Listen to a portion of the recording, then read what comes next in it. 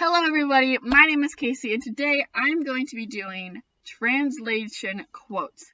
Basically, I'm going to take my favorite quotes from books, from TV shows, from movies, from anime, and I'm going to throw them through Google Translate and throw them through the 10 most common languages in the world and then throw them back into English and just see what happens, right? Here's a list of the languages I'll be throwing these quotes through. The first one is Chinese with 1,197 million native speakers. The subcategory of that is Mandarin with 848 million native speakers. The second one, number 2, is Spanish with 399 million native speakers. That is a big jump. What the heck? The third one is English with 335 million native speakers. Fourth one is Hindi with 260 million native speakers. The fifth one is Arabic with 242 million native speakers. The sixth one is Portuguese with 203 million native speakers. The seventh one is Bengali with 189 million native speakers. The eighth one is Russian with 166 million native speakers. The ninth one is Japanese with 128 million native speakers. I'm gonna mispronounce this one, mainly because I have never heard of this language. Lahanda. Lahanda? Lahnda.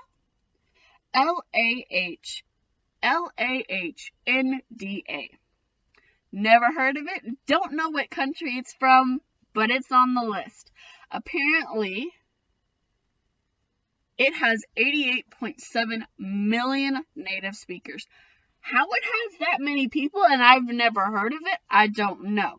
Now, here's the substitutions. Number 3, English. We can't use English if I'm going to be throwing it through all these languages and then back in English. I think that would just kind of defeat the purpose. I don't know. But I'm just going to take English out and throw in the 11th. The 11th most common language in the world is Javanese with 84.3 million native speakers. And so, remember number 10? The Lahanda, whatever the language is. I didn't recognize it, and apparently neither does Google Translate, because it doesn't exist on Google Translate. So, German, we're going to skip to number 12, which is German with 78.1 million native speakers.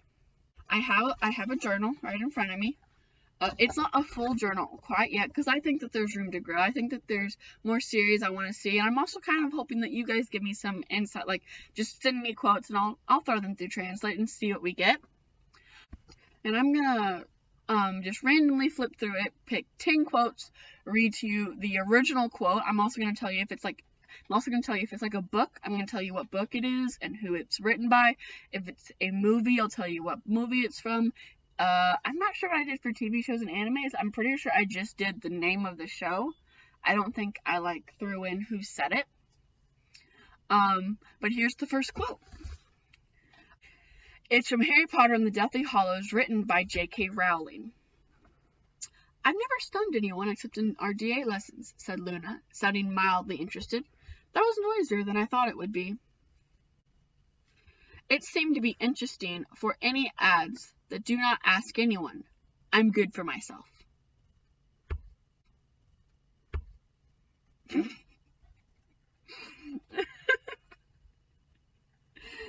Ooh, Google Translate. Okay, now here's the next one. The next quote is from Harry Potter and the Sorcerer's Stone, written by J.K. Rowling.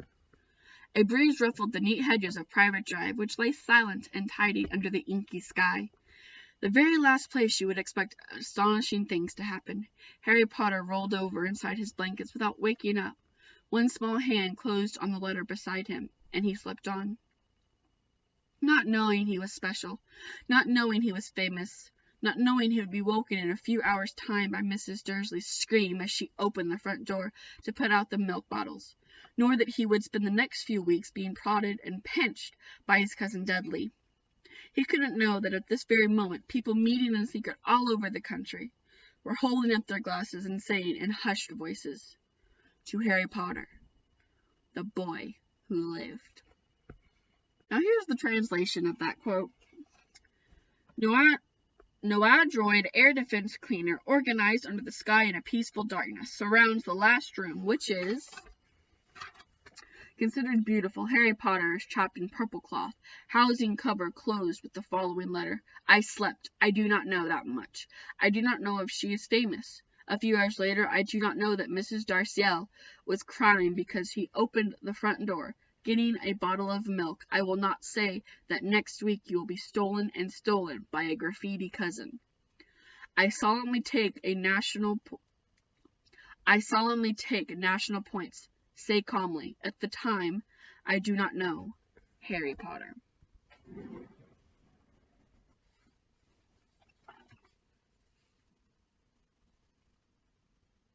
I'm sorry, what? Like, excuse you? Google Translate. What is Noadroid National Air Defense? No, sorry. What is Noadroid Air Defense Cleaner? What in the world, Google Translate? Like, what in the actual world? What? Like, I don't even know where to start. Like, no, I guess they got the Harry Potter right. Who is Mrs. Darciel? Okay. Moving on. Let's go to the back this time. That is empty, but the next page is not. Oh, here we go. This is from Apollo 13. I think that was actually a fairly good movie. The quote is I think the most notable quote from that movie. Houston, we have a problem. Nice and simple, nice and short. The translation is not that different. Houston, there was a problem. Now, we have and there was. Two very different messages there, don't you think? The next quote is from Ranger's Apprentice, The Kings of Clonmel, by John Flanagan. I love this series. It's not a too well-known series, but I personally love it. So, and it's actually my favorite quote from this series. Oh, it's a case of all think that they'll do A. So they'll do B because I wouldn't think they'd think of that. But then because I might think I know what they're thinking, they'll do A after all because I wouldn't think they'd think that way. Confusing enough in the actual quote. Here's the translation. Oh, because they thought she was going to do it, I did not think about it, so she would not. But she thought she was thinking, I do not think so. Somehow it got more confusing. But at the same time, there's no, what's the word? There's no flow to the second one. I liked it because it was like, it was fun to say in my head. Anyway, quote number 5 is from Star Wars. The most notable quote in Star Wars is, I'll give you 5 seconds. 5, 4, 3, 2, 1. The quote is, "May the Force be with you." Here's the translation. Power can be yours. Kind of a different meaning there. I mean, I guess I can't say much else to that. Quote number 6 from Percy Jackson, The Battle of the Labyrinth by Rick Riordan. You are okay, he asked. Not eaten by monsters? Not even a little bit. I showed him that I still had both arms and legs, and Tyson clapped happily. Yay, he said, now we can eat peanut butter sandwiches and ride fish ponies. We can fight monsters and see Annabeth and make things go boom. I hoped he didn't mean all at the same time, but I told him absolutely, we'd have a lot of fun this summer. I actually like that quote. Like, Tyson to me is one of my favorite characters. He was so just fun and just he was like a little kid in a giant's body. I loved that. Okay. The translated quote is, "What is in an order?" she asks. "Are you eating monsters?" "Not everything," I say, "that I still have legs, and like Tyson." "Yes," she said, "now you can eat sandwich with peanut and pony rides. We can fight ghosts, and we can see indefinitely, and everything can be caught." I do not think anyone is together, but I have to tell them that they will be very happy this summer.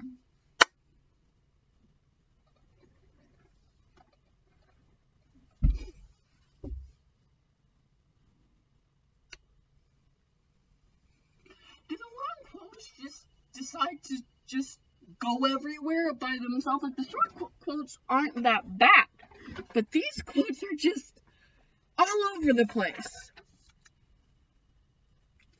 My favorite part is, "Now we can eat sandwich with peanut and pony rides." How do you put pony rides on a sandwich?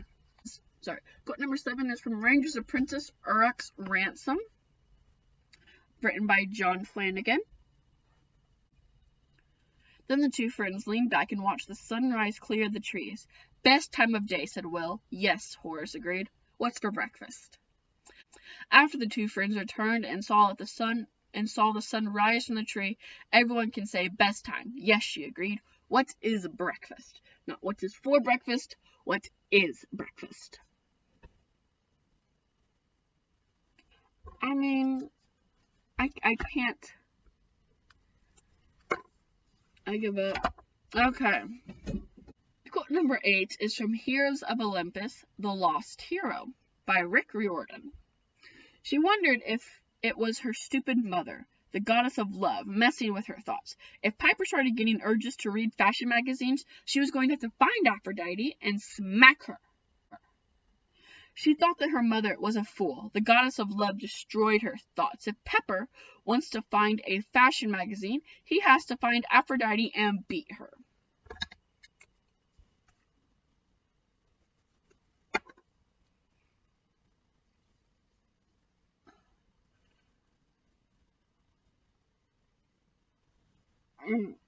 I'm not even sure.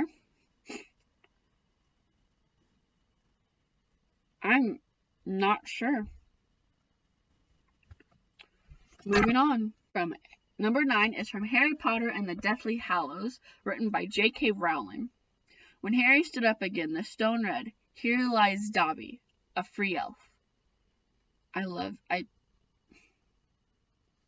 Rest in peace, Dobby. Here's the translated quote. When Harry came back, the stone said, "It's free, Toby."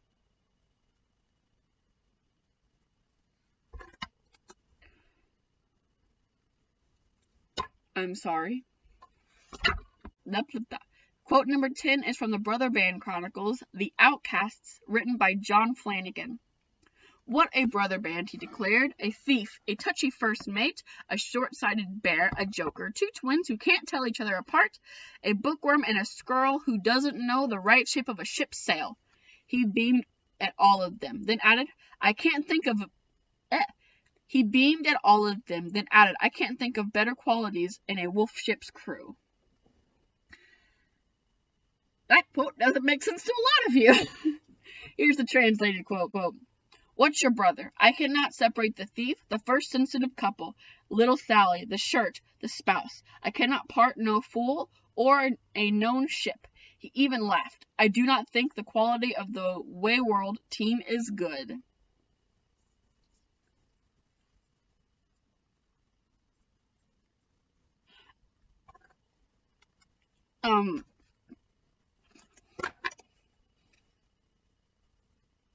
That's it. So those were the 10 quotes that I have for you today. That was a trip. I'm not sure what else to call it. Please subscribe. I'm going to make more videos like that. I'm also going to do writing videos. I do like anime, so I will be making some videos on anime and other TV shows. I'm getting on that. Thank you for watching the first video, and I'll see you guys all next time.